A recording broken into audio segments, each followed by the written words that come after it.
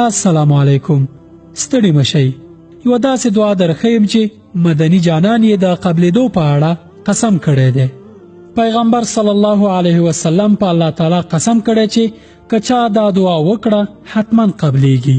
هغه صلی الله علیه وسلم وایي والذي نفسي بيده ما دعا به مؤمن الا فرج الله عنه. پوهیږئ څوک درته قسم کوي؟ آیا خیر البشر اړتیا لري د داسې یو څه په اړه قسم وکړي چې ګټه یې موږ ته ده؟ داسې انسان چې تر ټولو ډیر رښتینی دی. خدا قسم د دې دعا د ارزښت او عظمت لپاره دی. که انسان د غر هومره غم، تشویش، جنجال، هم او نورې ذهني ستونزې ولري، خو چې دا دعا ولولي الله تعالی به یې سملاسي ټولې اندېښنې له منځه یوسي. پیغمبر صلی الله علیه وسلم دا دعا داسې ښودلې ده: لا اله الا انت سبحانك انی كنت من الظالمین. مازې چې مسلمان دا دعا ولولي الله تعالی یې غم او هم له منځه وړي. ځکه د الله تعالی محبوب پیغمبر د دې دعا د قبلېدو په اړه قسم کړی دی. کله چې یونس علیه السلام د لوی ماهي په خېټه کې و، همدا دعا یې ویله.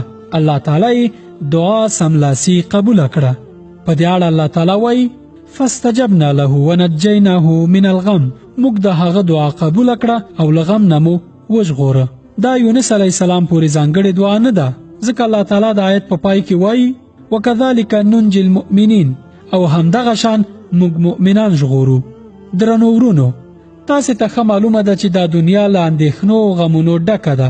تاسې ډېر کم داسې کسان چارچاپېره وینئ چې په رښتیا خوشحاله وي. ژوند کله دومره ستړی کوونکی شي چې د کلمې په واقعي معنا په انسان وغمیږي. داسې ملګري به حتما پیژنئ چې له هم او غم کړیږي.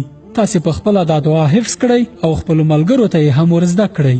د دې اسانه لار دا ده چې دا ویډیو په خپلو فیسبوکونو شیر کړئ او یا یې لینک کاپی کړئ او خپلو دوستانو ته یې په مسج واستوئ.